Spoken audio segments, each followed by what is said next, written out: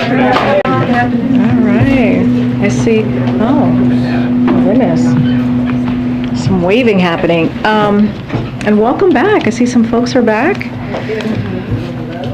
All right, and happy Monday, everyone. So joining me today is NSC Coordinator for Strategic Communications, John Kirby.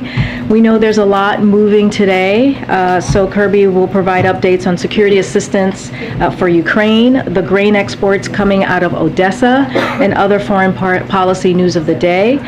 He'll be with us for about 15 minutes or so, and then we'll end his portion and then get to the other parts of the briefing, and I'll take some questions after that. Everybody okay? Everybody settled back there? All right. Kirby, it's all yours. All right, good afternoon, everybody. Just a few things at the top. Today, I think you're tracking the first ship successfully left the port of Odessa in Ukraine under this recent deal between the United Nations, Turkey, Ukraine, and Russia. We obviously welcome this important step, and we hope to see more ships depart in the coming days to travel onward to world markets with agricultural products such as grain, wheat, sunflower, oil, and corn. The ship left today had something like 26,000 tons of corn. Russia has, of course, weaponized food and has effectively blockaded Ukraine's ports since the beginning of this crisis. And we urge Russia to meet its commitments under this new arrangement, including by facilitating unimpeded exports of agricultural products from Black Sea ports in order to ease the food insecurity around the world. So we're going to be watching it closely.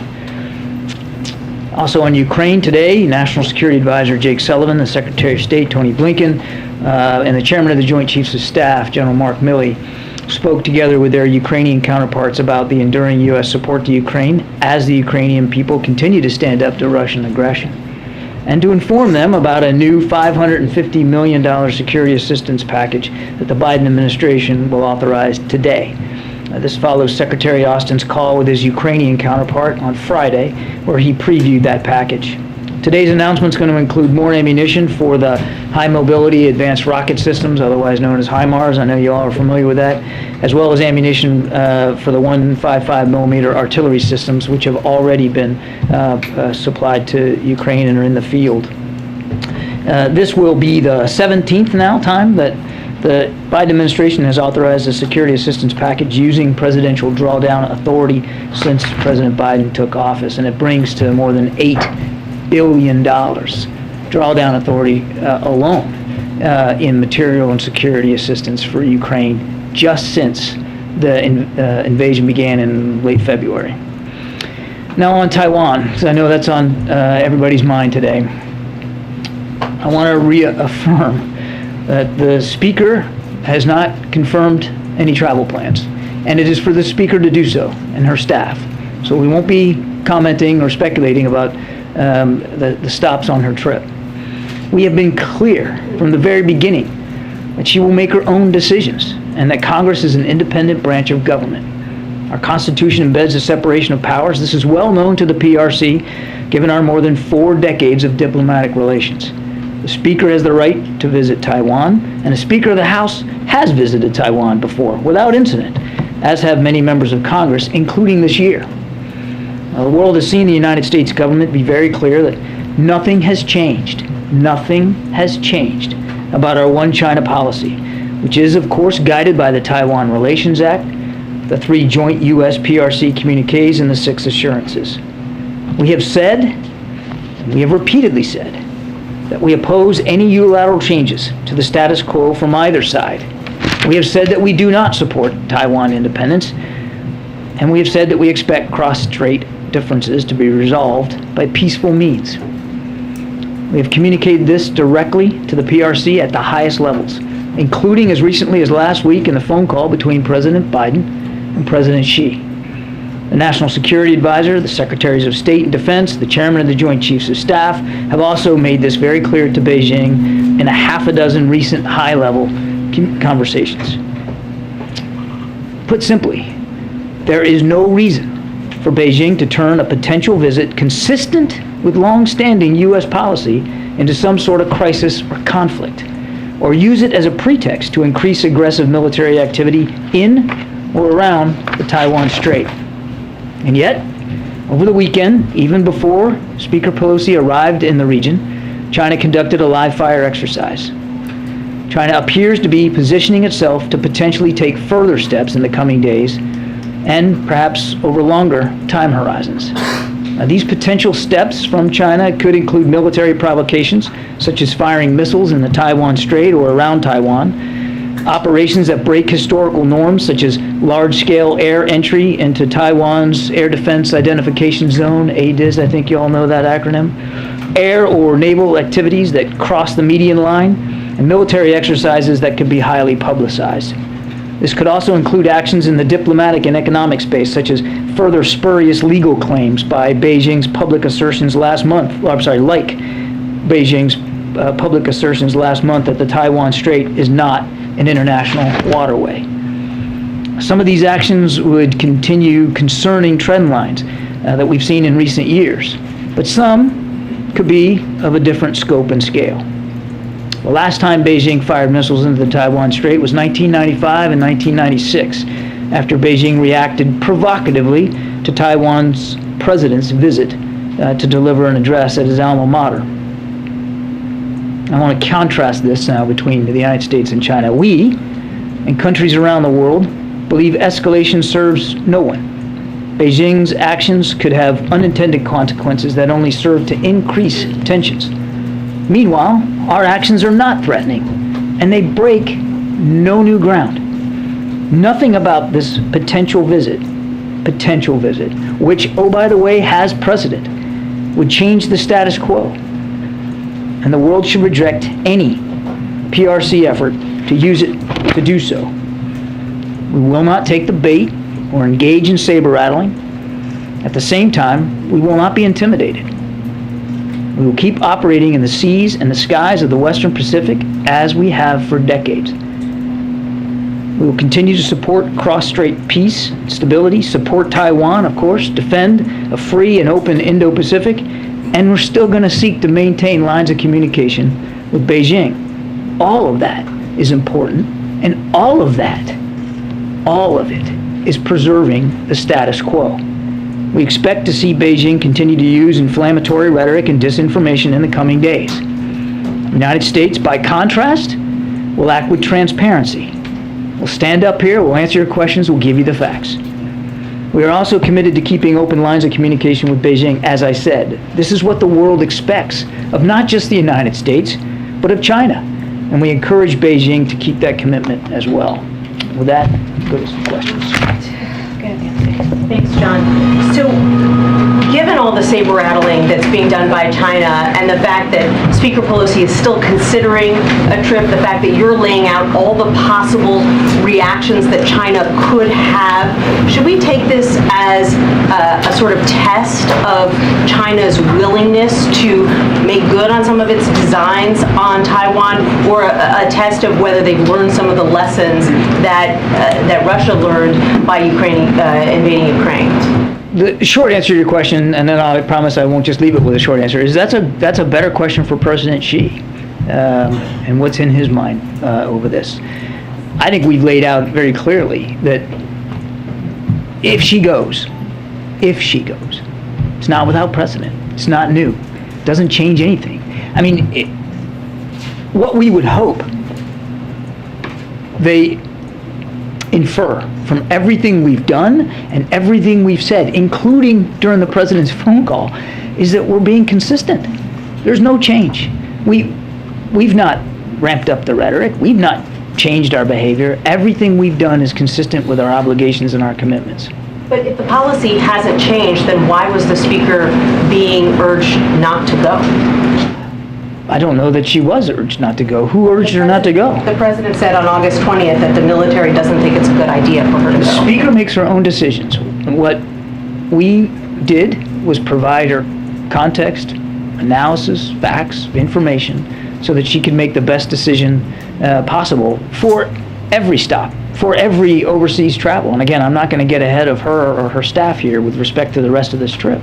Does the U.S. military still think it's not a good idea? I would refer you to the military. Again, we as a national security team, not just DOD, we are obligated, and we take it that obligation seriously to make sure she has all the context she needs before she travels overseas, and we did that. And oh, by the way, we'll continue to do that throughout the remainder of her trip for anything else that she needs to make sure she has a successful visit.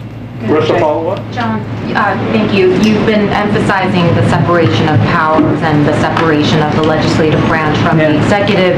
Does the White House feel confident that President Xi understands that separation? As I said in my opening statement, we've had,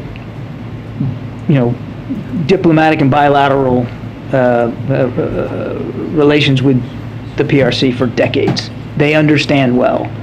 I can't speak for President Xi, I wouldn't do that, but our assumption is they understand very well how our Constitution is organized and that there are 3 equal branches of government. I don't think I'm hearing you say yes to that question. Am I? I said it in my opening statement that the PRC understands well the separation of powers. If you are confident about that, was this an issue that President Biden raised directly with President Xi during their phone call? We didn't get a very detailed readout of the detailed discussions they had during that phone call last week. The president, in his conversation with President Xi, made clear that Congress is an independent branch of government and that Speaker Pelosi makes her own decisions, as other members of Congress do, about their overseas travel. That was made clear. Can I just do one more follow-up? If the policy is that the president wouldn't encourage or discourage a lawmaker from traveling to a specific place because of the separation, if a senior lawmaker were to plan a trip right now to, say, North Korea or Moscow, would we not hear the president weigh in those instances? I think you would see the president be consistent. We provide members of Congress facts, analysis, context. They make their own decisions about where and when they're going to travel. We do the best we can to provide advice and counsel and context and information, and that will continue. There's nothing inconsistent about that at all. I just realized I had my badge on. I got to take this off. Has anyone in the administration or in this White House explicitly spoken with the speaker and said you should not go on the trip? I know the president has not done that, but has there been any communication from senior national security officials inside this White House? There have been direct conversations with the speaker and her staff before she left at various levels in the national security establishment. The president did not speak directly with the speaker about this trip. I am not going to divulge the contents of those conversations that we have, with her, particularly with the speaker. I will just go back to what I said before, Tyler. Fulsome discussions, context, analysis, facts, information about her overseas travel, which is completely consistent with the way we do it in the past. It seems like this trip obviously is sparking a little bit more anxiety inside this building and throughout the administration.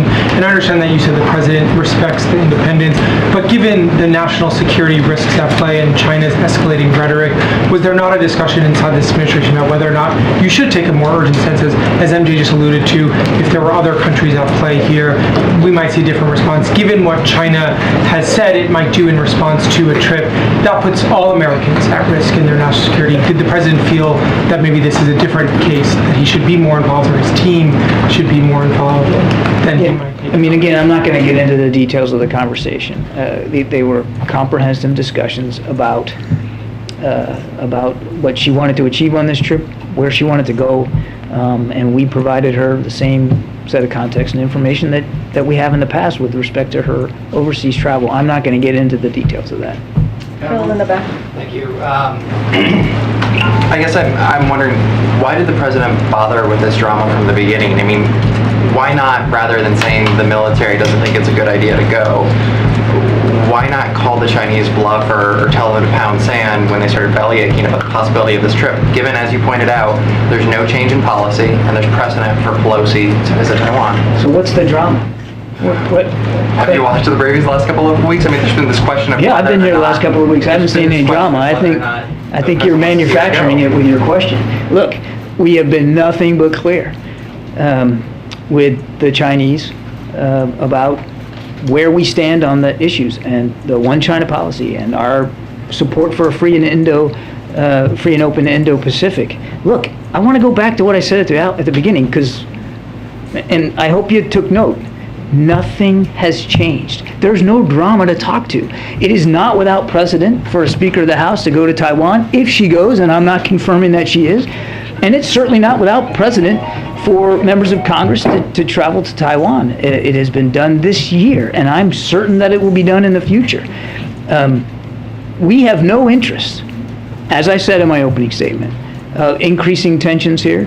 We have no interest in changing any of the approach that we take as a government, or in keeping with our allies and partners, to wanting to see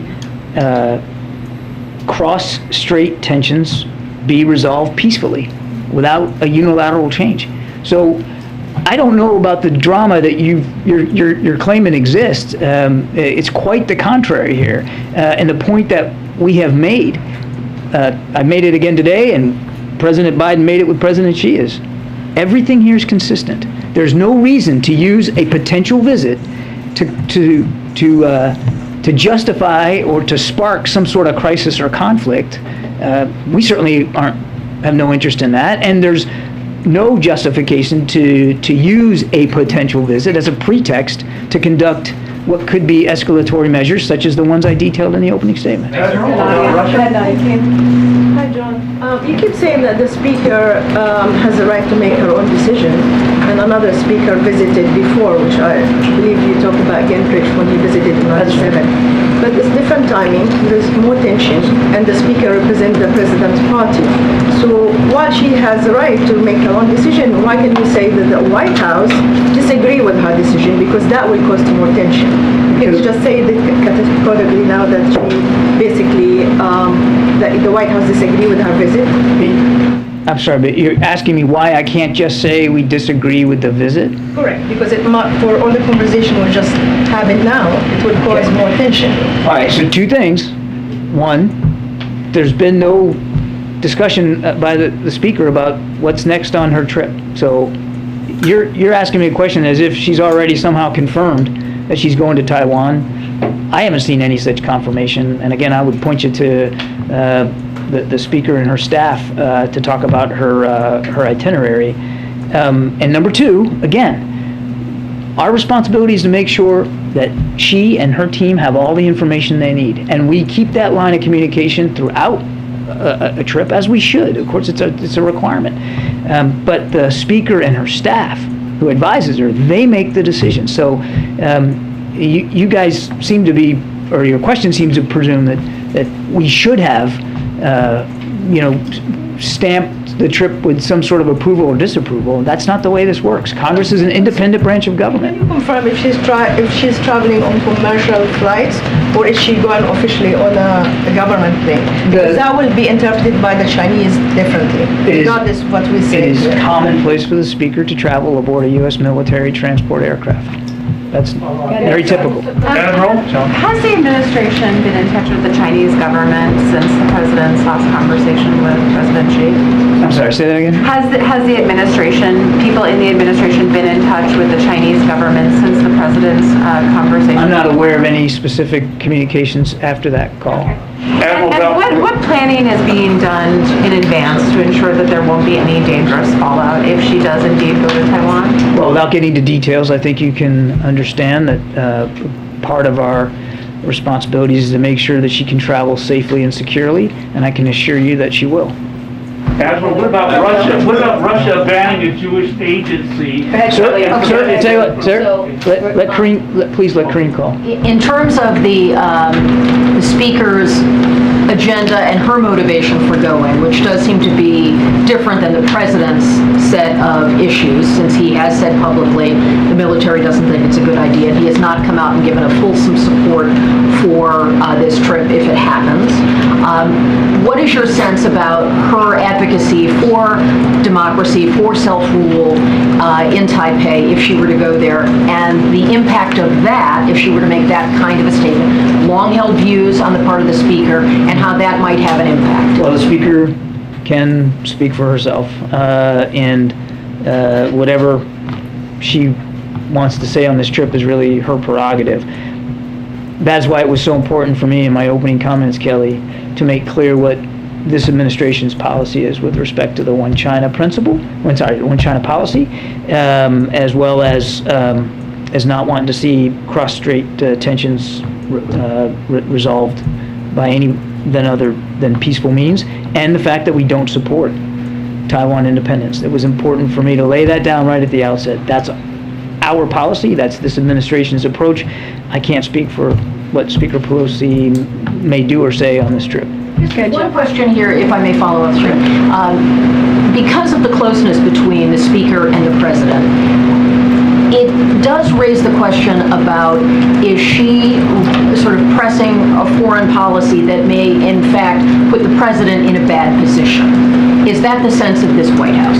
The President is comfortable with the position that this administration continues to take, which has long-standing historic precedents, and I went through it all at the opening statement. The President's very comfortable with our policy with respect to China and to Taiwan, and he had an opportunity last week to reaffirm those policies and his views in his direct discussion with President Xi. Okay, just a few more. Go ahead, Jeff, and then Joey. Thank you very much. Thanks.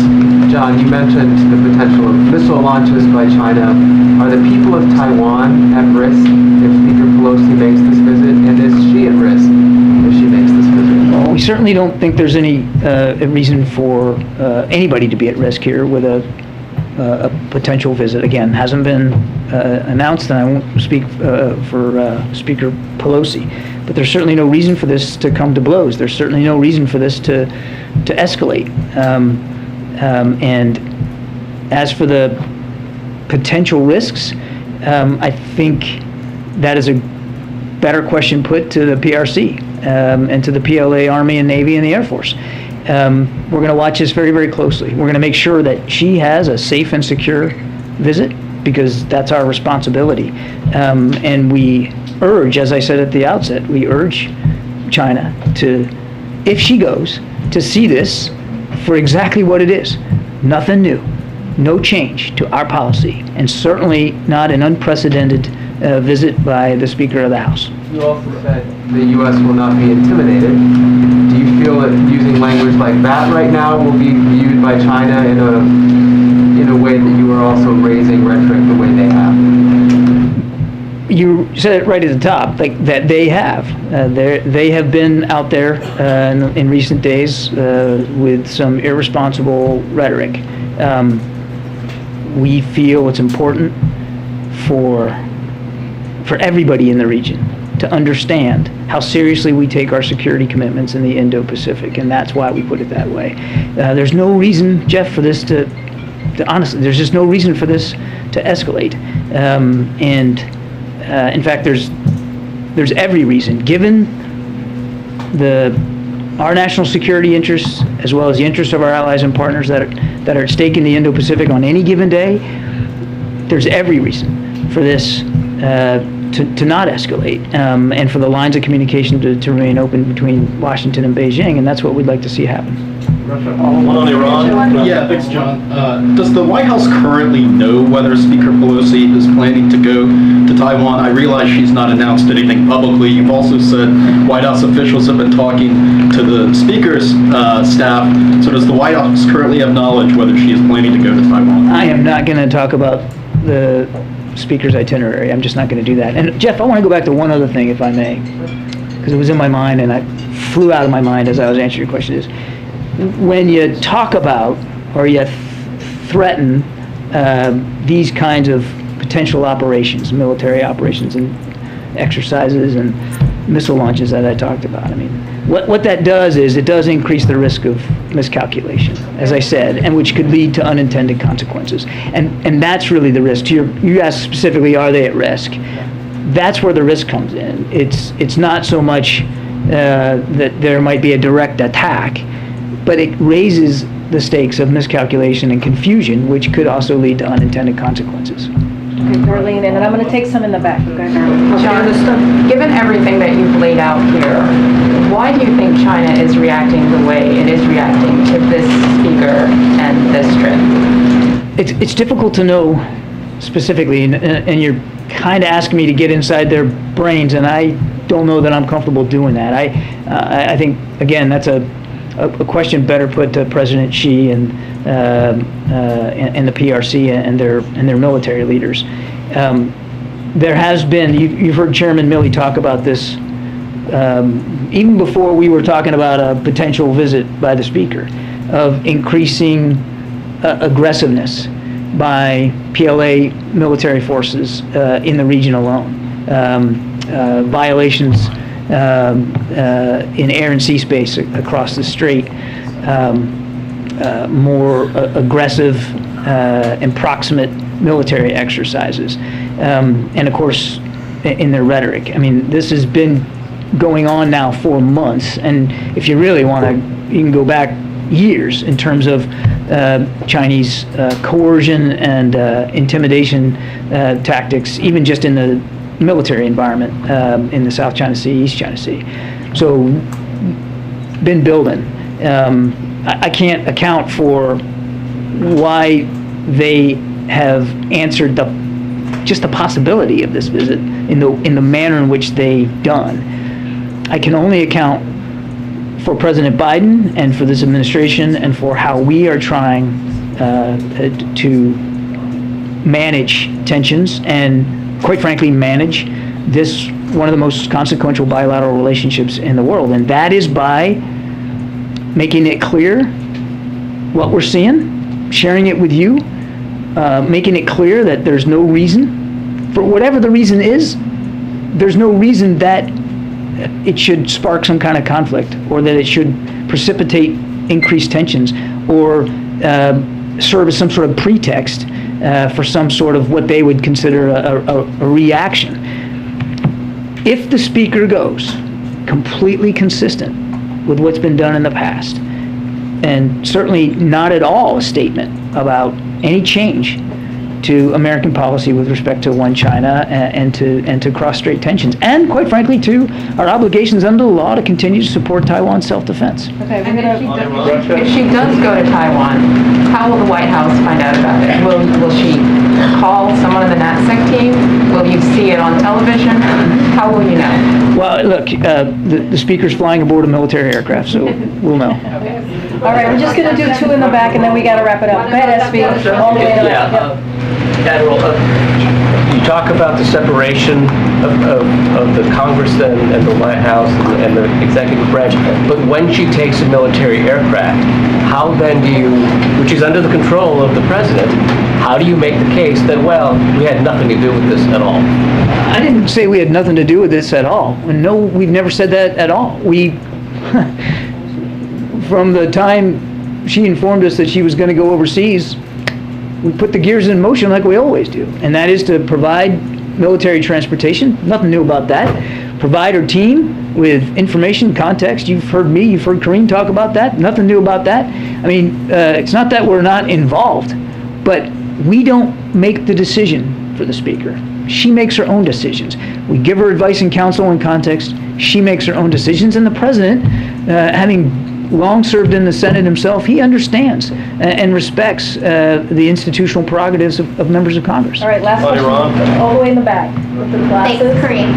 Thanks, Karine. I have a quick question about the Iranian-American dissident journalist Masih Alinejad. During an interview on CNN this morning, she called on the Biden administration to expel Iranian diplomats, contending the regime has now twice challenged the U.S. government on U.S. soil, alluding to the kidnap plot last year and then the arrest last week of a man near her home with a loaded rifle.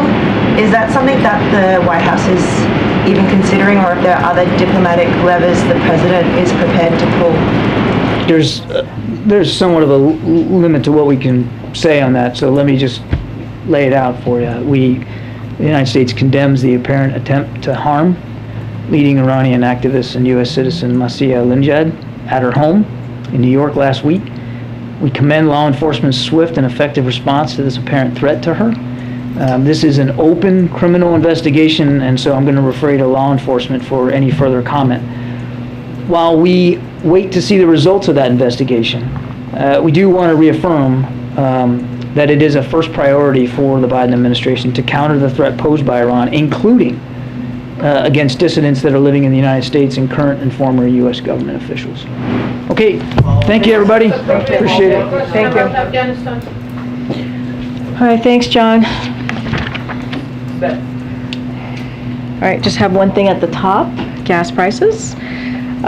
Just to provide you all an update on where we are currently with gas prices. We have now been falling for almost 7 straight weeks. As of this morning, gas prices have dropped 81 cents per gallon since their peak in June, as you'll see from the chart to my left here. That means American families who with 2 cars are saving $80 a month. Drivers can now find gas for $3.99 or less at around half of all gas stations across the country, and average gasoline prices have come below $3.99 in 19 states. Putin's war is still putting pressure on global oil supply, but President Biden is taking historic action to mitigate its impacts on American families. He is releasing 1 million barrels of oil a day from the Strategic Petroleum Reserve, which is a historic action that he's taken.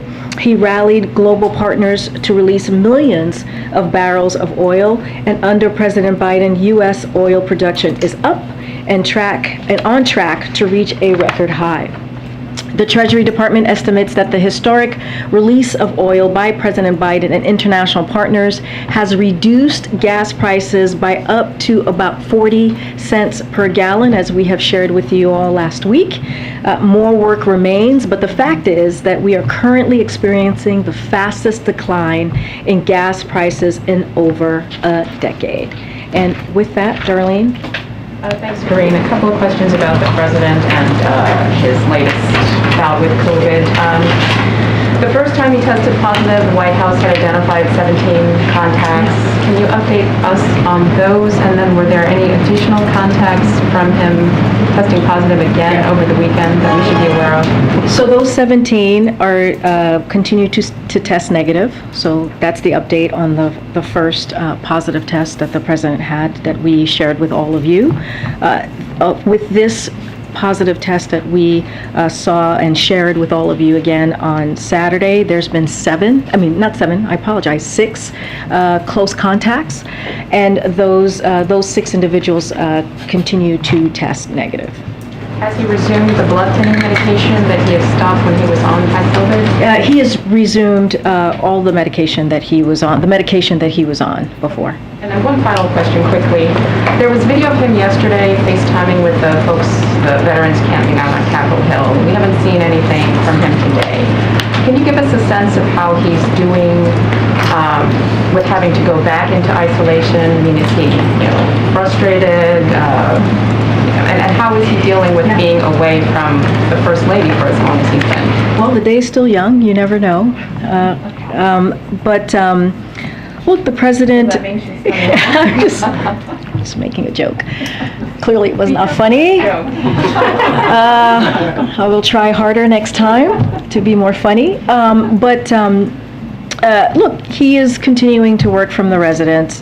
And I just want to share, as we all know, the president is fully vaccinated. He's double boosted. He was on treatment for Paxlovid. And because of that treatment, he had very mild symptoms. And we had said with Paxlovid, there would be a small percentage of folks do have a relapse. This is what we saw. But he's doing well. You saw him, as you said, Darlene, and he said he's fine. He sounded great, and he's looking, as we know, he's someone who likes to be out there with the American people. He's looking forward to being out there again, and but he's going to continue. It doesn't stop him from doing his job and doing the work of the American people. So he is in the White House residence, and he's going to continue to do that as he isolates for a couple more days. Thanks. A couple of clarification points on that. Dr. O'Connor said today that the president's feeling fine, but he didn't mention symptoms. Can you clarify on whether he's even experiencing any minor symptoms, congestion? Where are we on that? So he is not experiencing, we haven't seen any reoccurring symptoms. That was in Dr. O'Connor's letter on Saturday, so that continues to be true. I spoke to Dr. O'Connor not too long before coming out to talk to all of you. As you know, some of you have had COVID, some of you have loved ones and close close friends who have had COVID, those symptoms that you have don't go away right away. They kind of linger. Those minimal symptoms kind of linger for some time. So you could expect that. And so with that, but there's no reoccurring symptoms. He's feeling fine. The CDC guidelines on the so-called Paxlovid rebound are a little unclear. Can you clarify on what the expectation is of how long the president will continue to isolate? Is it 5 days after the rebound positive? Are we looking at another sort of clear set the clock and 10 days out from the rebound positive? What's the guidance on that? So he's going to abide by CDC recommendations. So it would be 5 days as far as the isolation. From Thursday, from the rebound. The rebound, right, on Saturday, yes. You're about to get, going back and forth there. And then, were you able to get a sense of the president's reaction to Senator Manchin yesterday repeatedly refusing to get behind an endorsement for a re-election? And does the president, if he did get a reaction to that, feel like members of his own party are undermining him on that front? I saw those interviews. I wouldn't say he was undermined. From what it looked like to me, Senator Manchin is very much focused. He went on the shows to focus on the Inflation Reduction Act. He was zeroed in on that and laid out why this is going to be a benefit for middle class families and why it's going to lower costs and why it is an investment, a historic investment in that we have not seen in a long time, whether it's climate change or just in general as we try to reduce inflation and fight that back and figure out how do we continue to lower the deficit. And so repeatedly asked whether he would support President Biden in a 2024 re-election, and he repeatedly refused to go there. So here's what I'll say about this. And we from the podium, I really cannot dive into any election, but I've been really clear, and the president's been asked this question many times, and he intends to run in 2024. He plans to run in 2024. That is way off. Like we are a long ways away from 2024. And here's the thing: our biggest thing right now is to not be distracted. You saw CHIPS pass last week, which is going to be a huge investment in manufacturing and really strengthening the supply chain. We were just talking about national security, so strengthen our national security, huge deal. And now we still have a few things ahead of us that's going to be really important to get that done for the American people. So we're going to stay focused, and so we're not going to be distracted, and that's how we see things at this time. Go ahead, Joe. Thanks, Karine. A follow-up on the COVID topic. Is it possible that the president, in his understandable desire to show that he was able to work through his first bout of COVID, pushed himself too hard, and that is partially what led to this coming again? I mean, any body, be it 79 or 46, has to rest when you get this. No. Just to answer that very. So look, we were transparent that we were aware that when it comes to Paxlovid, that there is a small chance, right? There's a small chance of relapse. It is not uncommon. It does happen. And here's the thing, the president, according to his doctor, had very mild symptoms. And so we don't think that he overexerted himself or was the wrong decision. It was because of how he was doing at the time. And so again, we were transparent about what we thought could potentially happen. And we also were transparent that if he were to test positive again, have that relapse, we would share it, which we did. And now he's feeling fine. He's doing well. He's doing the business of the American people in the White House residence, and he's looking forward to be out here again. And on one other topic, what's the next step from the White House's perspective on the Inflation Reduction Act?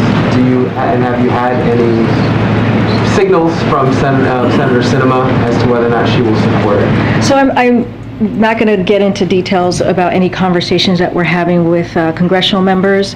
I will say, and I've said this before, our White House staff, White House officials here continue to be in touch with folks in the House and offering any technical assistance, offering any guidance that folks might need there. So we'll continue to do that. And, I'll leave it to Senator Manchin, who spoke to that and was asked many questions about Senator Sinema. So I'll leave it to him in that conversation as the negotiations are occurring. I wanted to ask about New York City declaring a public health emergency as it relates to monkeypox over the weekend. Does the administration generally support local municipalities taking this kind of action as they see fit, that these are their own decisions to make? We see that as their own decisions to make. Clearly, it's a local jurisdiction. It's for them to figure out what's going on in their own community. They know best of what's happening on the ground, so we leave that to them.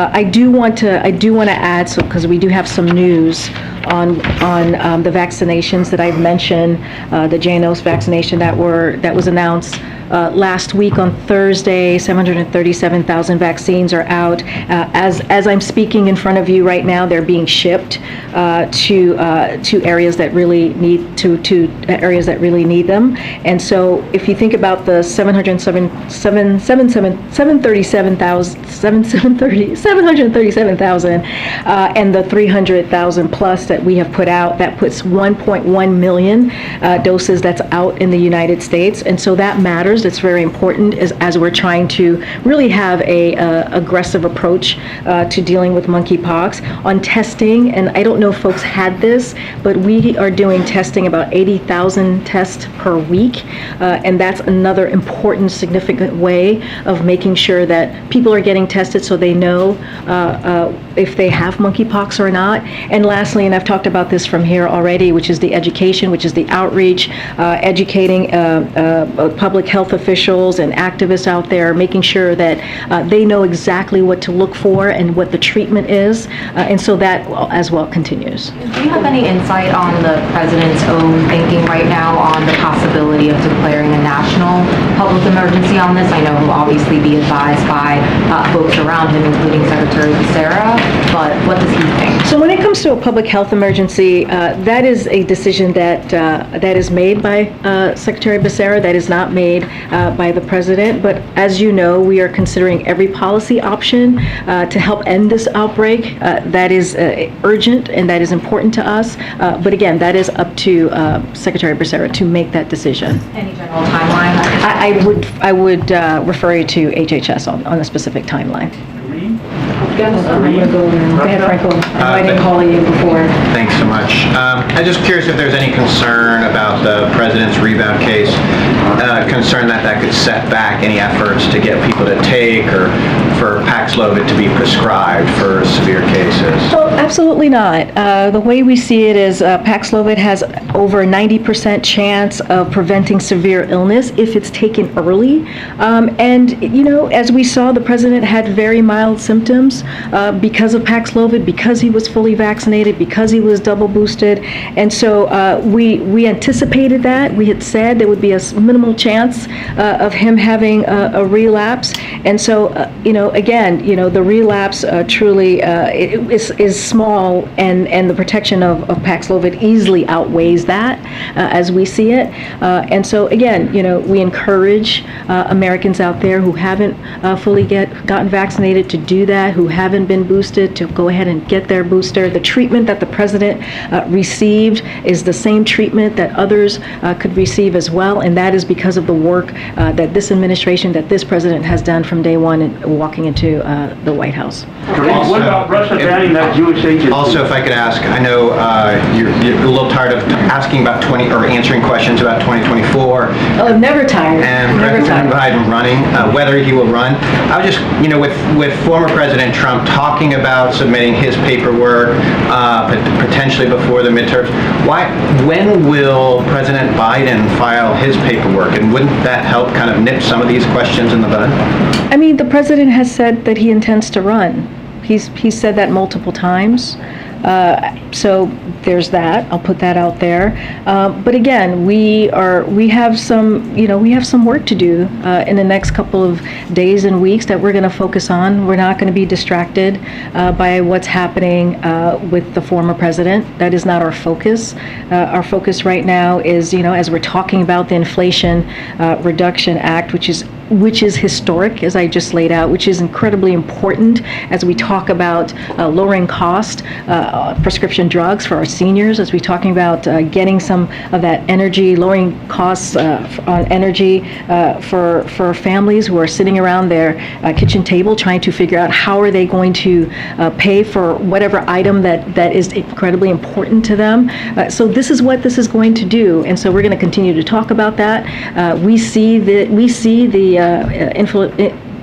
Inflation Reduction Act as a down payment, as a promise that the president has made, and so we're going to continue to make sure we get that over the finish line. Just a question about the president's COVID case and guidelines. You outlined that he'll be in isolation for 5 days.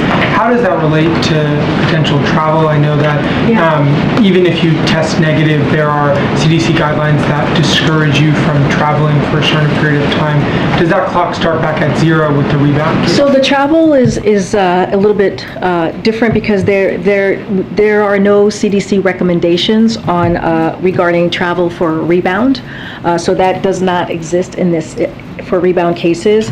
So as far as travel, I just don't have anything to share for you right now. But right now, CDC doesn't have any recommendations for a rebound on cases. So the White House operating under the assumption that when and if the president tests negative, then he will both be cleared to return to work in the Oval Office and travel wherever. So we're going to do I just mentioned the isolation, 5 days. He's going to be testing regularly. One of the reasons that we were able to share with you that he tested positive is because we upped his testing cadence because of his unique role, right? As president, we wanted to make sure that we were keeping an eye on that, and so that's why we were able to share that testing, him testing positive on Saturday. So we'll continue to do that. But as far as travel, there's just no CDC recommendation. Once we have more, we will let you know. Perfect. So I'm just wondering, is the White House plan that as soon as he tests negative, he can return to all activities? There's no that is our hope. That is our expectation. But we are going to follow, as I just mentioned, CDC guidance as it relates to isolation. And just one last one on the president's schedule. Last week, before he tested negative, you guys gave us a more fulsome readout of what he was doing, what meetings he had. We've received nothing today. Can you give us some sort of, is he on the phone with lawmakers, with his economic team, his COVID team? What is the president doing? Again, the day is young. But so we, I know on Friday we provided his meetings, which included dealing with the awful flooding in Kentucky and helping provide federal resources, working with Governor Beshear and Senator McConnell, speaking with members of Congress and meeting with his senior staff. He will be doing a lot of that work virtually, as we have done in the past. And so, I mean, if the work doesn't stop, he'll just continue to do that. Details on what he's done today? Well, he'll be meeting with senior staff for sure. That is something that's pretty regular on his schedule, so I can for sure share that with you. If there's anything else to read out, we'll share that with you. Go ahead. Thanks, Karine. Is President Biden thinking about pulling his support for the Inflation Reduction Act? No. Because he promised it wasn't going to raise taxes on anybody making less than $400,000 a year, but the Joint Committee on Taxation says that is not true. Well, that is incorrect. So the Joint Committee on Taxation, which you guys heralded as an effective body when you were selling the infrastructure package, is not to be trusted here. I said it is not correct because I will give you why it's not correct, because it is incomplete. The JCT report that we're currently seeing is incomplete because it omits the actual benefits that Americans would receive when it comes to prescription drugs, when it comes to the lowering energy costs like utility bills. It does not include that. And we have some experts, don't have to trust me, we have experts that say the exact same. Kimberly Clausing from UCLA, many key factors are left out in these tables, including, importantly, the effect of deficit reduction, the positive effects of the spending on clean energy, and the benefits from low drug prices, as I just stated. Seth Honlin, Center for American Progress. Republicans don't mention that JCT analysis includes an imputation of corporate taxes, i.e. the 15% minimum on corporations with less than $1 billion of profits to income groups, but does not include the major provisions that benefit people, including the tax cuts and savings, prescription drug savings to be specific. So Penn Wharton, where the president used to, University of Pennsylvania used to be a professor there. Penn Wharton budget model says this Inflation Reduction Act is actually going to increase inflation in 2024. Does the president worry about that? So we agree with Senator Manchin. You heard him a couple of times yesterday, and disagree with Penn Wharton as do a number of qualified experts, which I'm happy to read out. But I do want to say that it is quite ironic that congressional Republicans are complaining or have a false outrage on this Inflation Reduction Act that is actually going to do something and help the American people lower cost when they have offered really nothing to do that. What they have offered is to increase taxes on Americans making less than $100,000 a year, and what they have introduced is actually sunsetting Medicare and sunsetting also Social Security after 5 years, and that's how they want to deal with how to help the American people. We are talking about doing the absolute complete opposite. And just one more. It's been 3 days now since a Chinese official publicly threatened to murder Speaker Pelosi. Where is the president coming out to respond to, at the very least, say, don't do that? Well, first, we've talked, Kirby was just here talking about how, I have not seen those reports, so I'm just going to say. They were going to maybe shoot down her plane, or that it would be within their rights to shoot down her plane. All right. Well, we have talked about that. We have said that there's no need for this type of saber rattling. It is unnecessary. The president has been very clear. There's been no change in the One China policy. We continue to support the Taiwan Relations Act. What we are seeing from what we're talking about right now, and to be clear, the Speaker has not confirmed, as you heard from my colleague just moments ago, that she is going to Taiwan. It has not been confirmed. The history of this, of congressional members going to Taiwan, is not uncommon. It is something that has happened in the past. And so, again, nothing has changed, and the president has made that very, very clear. Go ahead, Steve. Just two more bits of pushback on the Inflation Reduction Act. Sure. Right, farmers running ads in this town, and probably others, that says that the pay for when it comes to Medicare and allowing Medicare to negotiate some prescription drugs will result in money coming out of the Medicare system and research and development perhaps being crimped. There's also the National Association of Manufacturers, which says that the pay for the 15% minimum corporate tax is essentially a tax on domestic manufacturing because it would in some ways target the accelerated depreciation that many factory owners use to pay for equipment.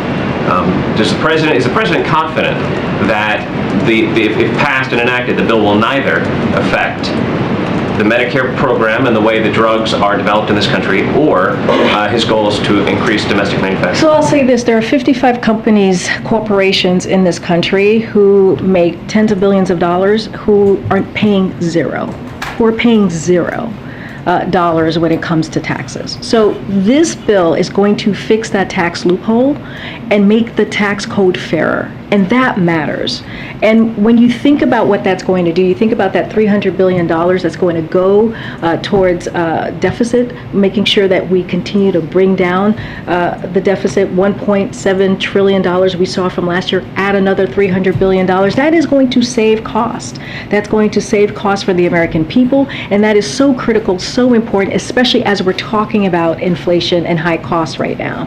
And so as it relates to Medicare, just want to say, like, AARP, who you all know, an advocacy group for seniors, has endorsed this piece of legislation. While the limit of cost of medicines and cap out of pocket expenses to $2,000 a year for people on Medicare, it will limit that, which is so important for many seniors. This will also strengthen Medicare by reducing its expenses, which save taxpayers money and helps fight inflation. And so that is really important. These are the things, if you ask a family and you say to them, what are some of the costs that you want us to bring down? What are the things that really hit your pocketbook?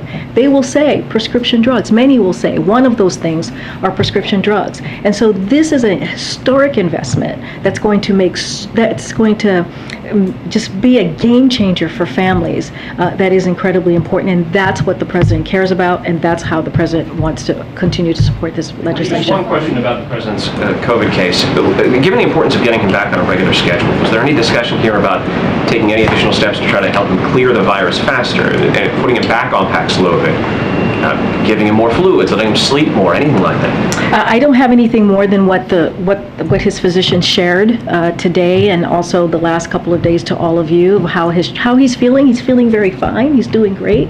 We heard from him directly say that, and we expected with Paxlovid to be a relapse. It's not unusual. It's common. We shared that with all of you the last couple of days during his bout with COVID, and so again, this is not unusual. He's feeling fine. We will continue to share an update from his physician. You'll get one tomorrow, and so we're just going to continue with what the doctor lays out and take his word for it. When will the president sign the CHIPS bill? Is that something that he'll do while he's isolating? Is that something he's going to do when he can resume travel?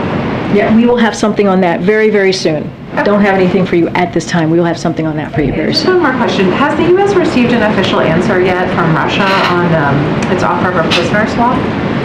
So we've talked about this the last couple of days. Look, as you know, we want to see Brittany Griner home. We want to see Paul Whelan home. They are wrongfully detained. We have been very clear about that. We put forward a substantial offer, and we want to have a good faith conversation on that. We want to make sure that we get this done as soon as possible. What we have heard, as you've heard from my colleagues, is in bad faith. It is, and so, it's not a serious. There was a counter offer that was made, which we don't see it as a serious counter offer.